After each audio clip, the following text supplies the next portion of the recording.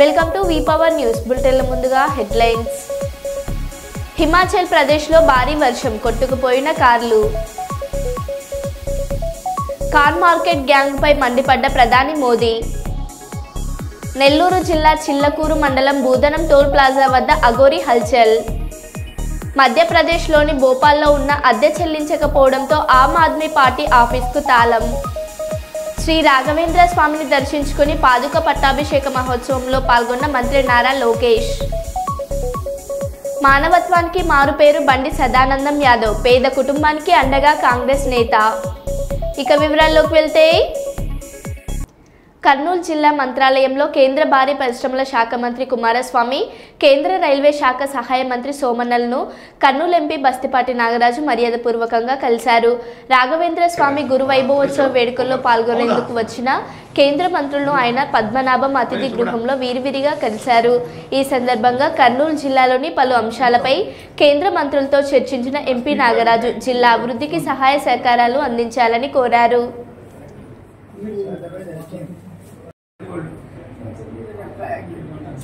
ನಮ್ದು 6ನೇ ತಾರೀಕು ವಸ್ತ್ರ ಬರುತ್ತೆ ತಿರುಪತಿ ಉಪದರ್ಭಕ್ಕೆ ಅವರೆಲ್ಲ ಬರ್ತಾರೆ. You are any important piece ಅದಿದ್ರೆ ಮಾಡ್ಕೋತಾರೆ. ಡೋಂಟ್ ವರಿ, ಅವ್ನು ಎಲ್ಲಿ ಹೋಗ್ತಾರೆ ಆಗಿ ನಿಮ್ಗೆ ತುಂಬಾ ಬೇಕಾದ ಅಂದ್ರೆ ಏನಾದ್ರು ಒಂದು very good very good very active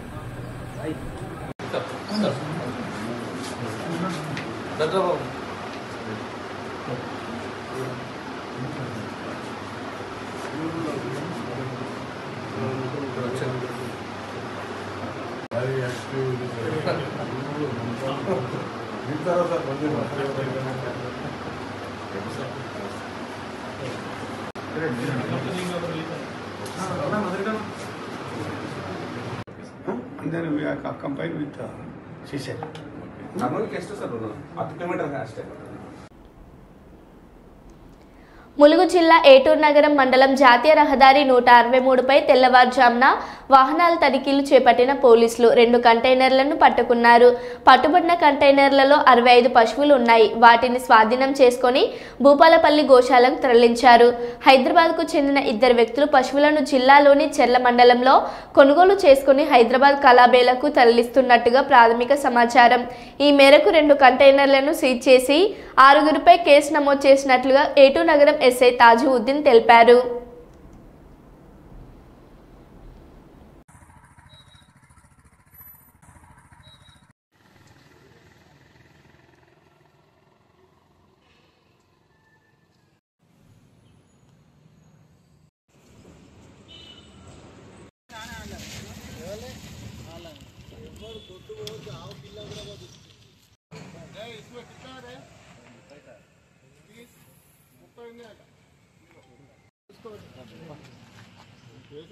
వాళ్ళు తీసుకుంటే ఏమవుతారు?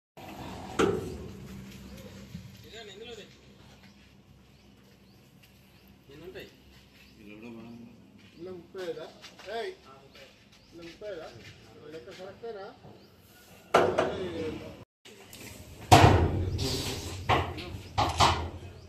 అన్నీ ఆవులేనా? ఆవులు లేవుగా?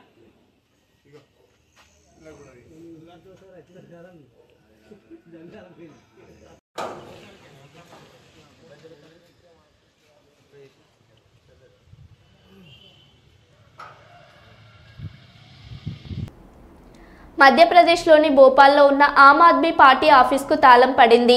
లీజ్కు తీసుకున్న ఇంట్లో నడుస్తున్న ఆఫ్ కార్యాలయానికి 3 నెలలుగా అద్దె చెల్లించకపోవడంతో ఇంటి యజమాని తాళం వేశారు. దీనిపై of joint secretary Ramakant Patel స్పందించారు. మనం నిజాయితీగా పనిచేసినప్పుడే ఇదంతా జరుగుతుంది. ప్రస్తుతం మా పార్టీ వద్ద నిధులు లేవని పేర్కొన్నారు.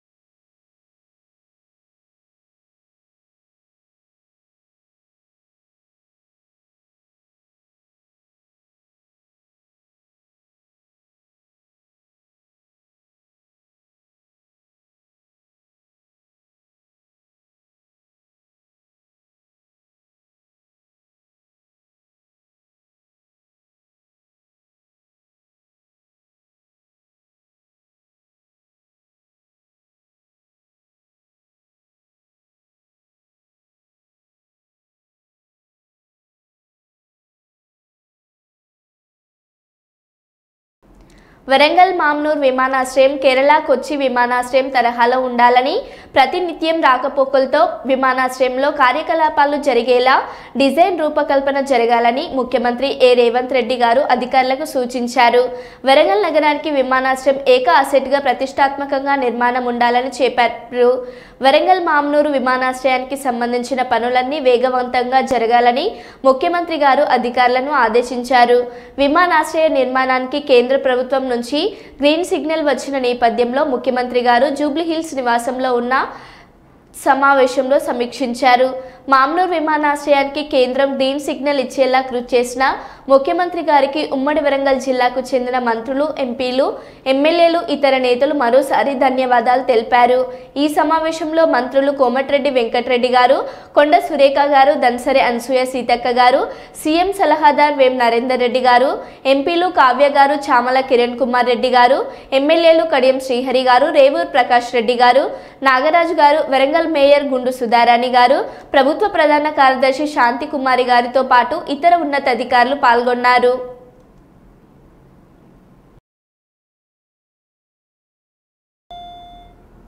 భర్త, ఇద్దరు పిల్లలను వదిలేసి సోషల్ మీడియాలో పరిచయమైన ప్రియుడితో ఓ మహిళ పారిపోయిన ఘటన మేడ్చల్ జిల్లాలో జరిగింది.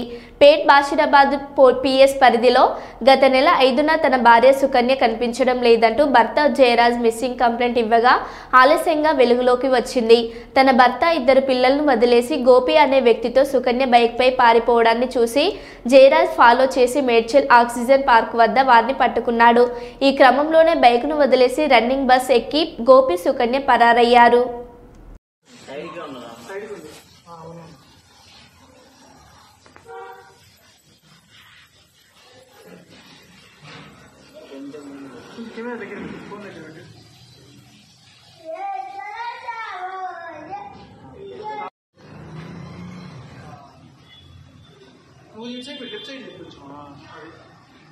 డేట్ కూడా పెట్టేసిన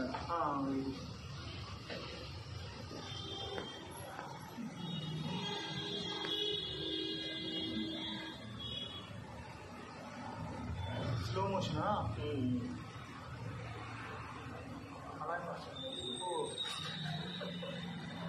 మంచి ప్లాన్ పైన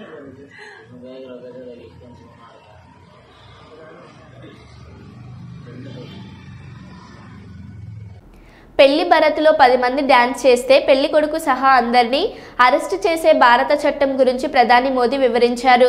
బ్రిటిష్ కాలం నాటి చట్టాలపై లూటియన్స్ జమాత్ ఖాన్ మార్కెట్ గ్యాంగ్ ఆఫ్ సైలెన్స్లను ప్రశ్నించారు. స్వతంత్రం వచ్చాక అమలైన దీనిపై పీల్స్ తాకిదారుకు చెప్పుకునే వాళ్ళు స్వేచ్ఛ కోసం ఎందుకు ఆందోళన చెందలేదని ప్రశ్నించారు. 150 ఏళ్ల నాటి ఆ చట్టాన్ని రద్దు చేసింది తామేనని గుర్తు చేశారు. एक कानून था ड्रामेटिक परफॉर्मेंस एक्ट।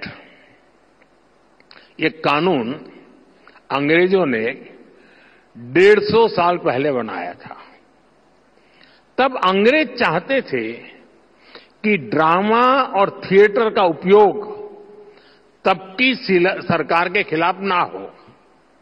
इस कानून में प्रावधान था कि अगर पब्लिक प्लेस में 10 लोग डांस करते मिल जाए तो उन्हें गिरफ्तार किया जा सकता है। और ये कानून देश आजाद होने के बाद 75 साल तक चलता रहा है। यानी शादी के दौरान बारात भी निकले और 10 लोग डांस कर रहे हो तो दूल्हा सहित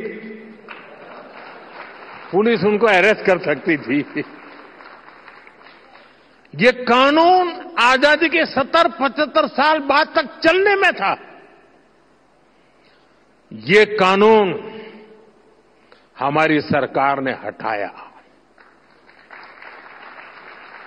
अब चलो भाई 70 साल तक ये कानून हमने झेला। मुझे उस समय की सरकार उन नेताओं से कुछ कहना नहीं है, यहां बैठे भी हैं, लेकिन मुझे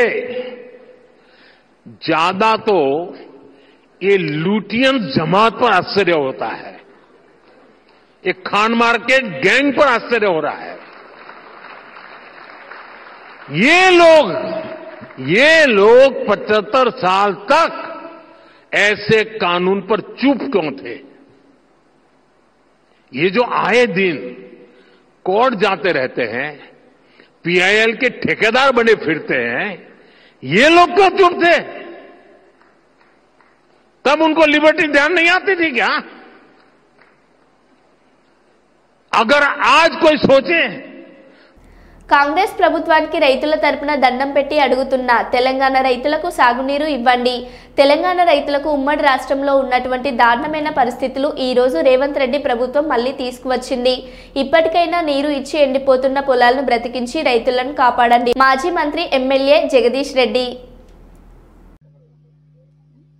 సూర్యాపేట జిల్లా రైతుల తరఫున నేను దండం పెట్టి అడుగుతున్నా, నీళ్ళు ఇవ్వండి, రైతులు కాపాడండి. దుర్మార్గం ఇది. ఇంత దుర్మార్గంగా ప్రభుత్వం ఉండడం అనేది పద్ధతి కాదు. వాస్తవానికి అద్భుతంగా పంటలు పండించిన ప్రాంతం ఇది. వద్దన దాకా నీళ్ళు ఇచ్చినాం గతంలో. ఒక రైతుగా చూస్తే బాధ కలుగుతుంది. దయచేసి ప్రభుత్వానికి విజ్ఞప్తి చేస్తున్నా, దండబెట్టి అడుగుతున్నా, నీళ్ళు వదలండి, రైతులను బతికించండి అని.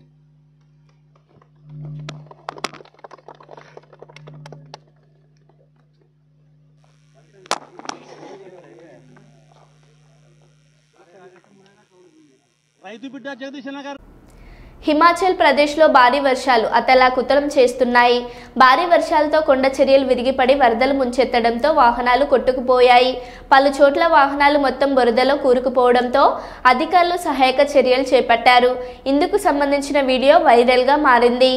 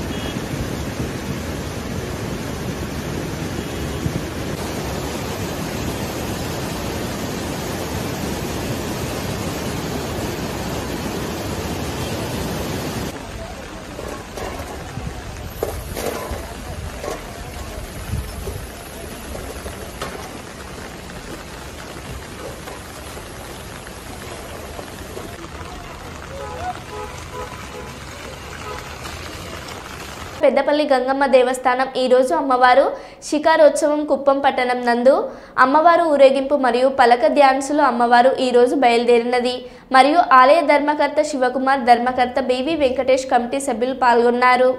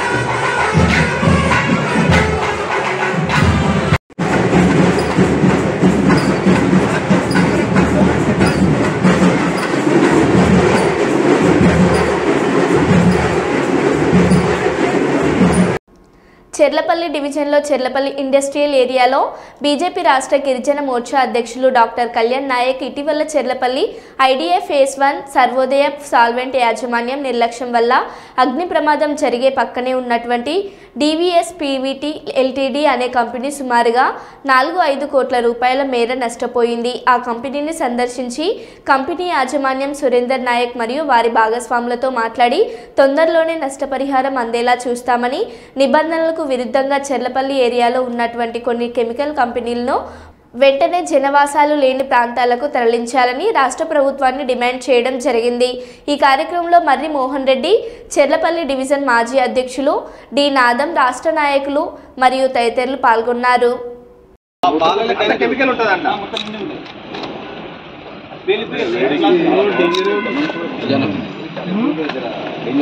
ఇదేమి నడతలేదా మరి?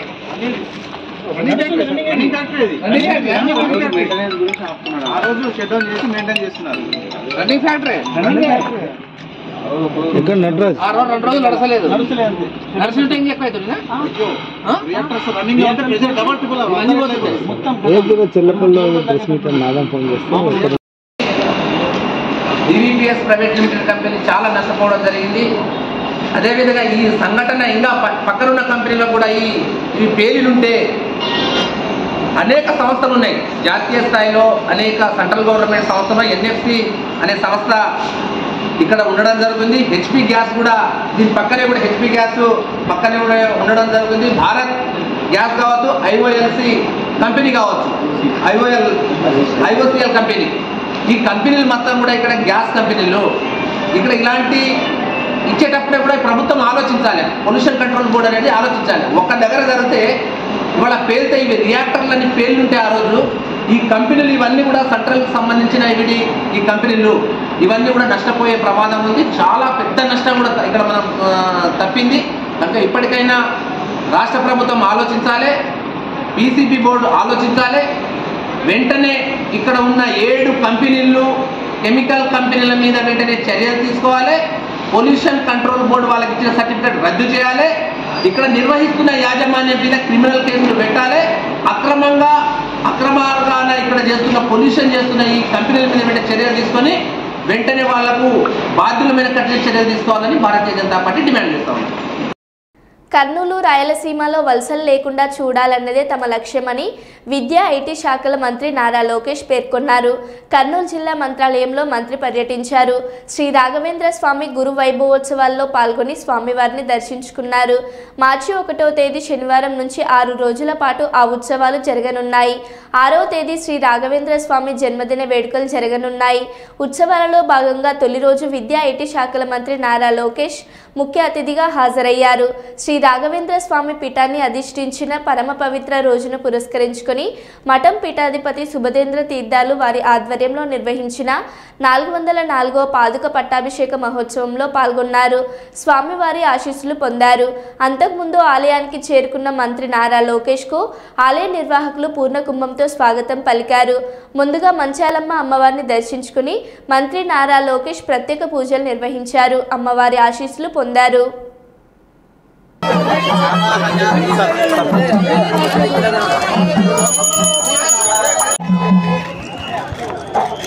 Okay sir, thank you sir.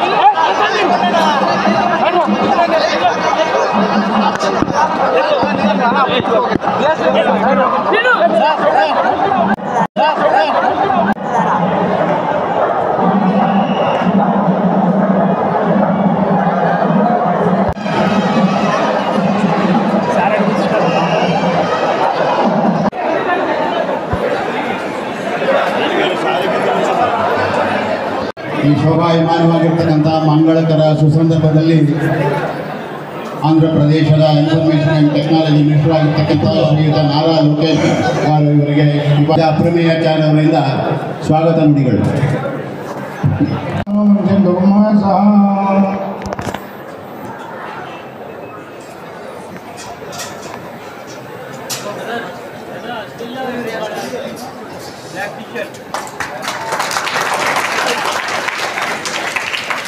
Nara Lokesh Garg, Honorable Minister for Information Technology, Electronics, Communication and Human Resources, Government of Andhra Pradesh.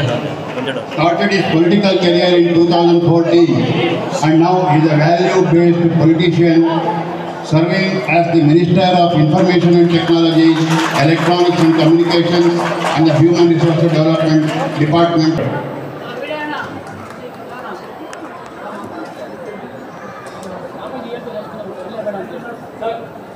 స్వామిజీ గారు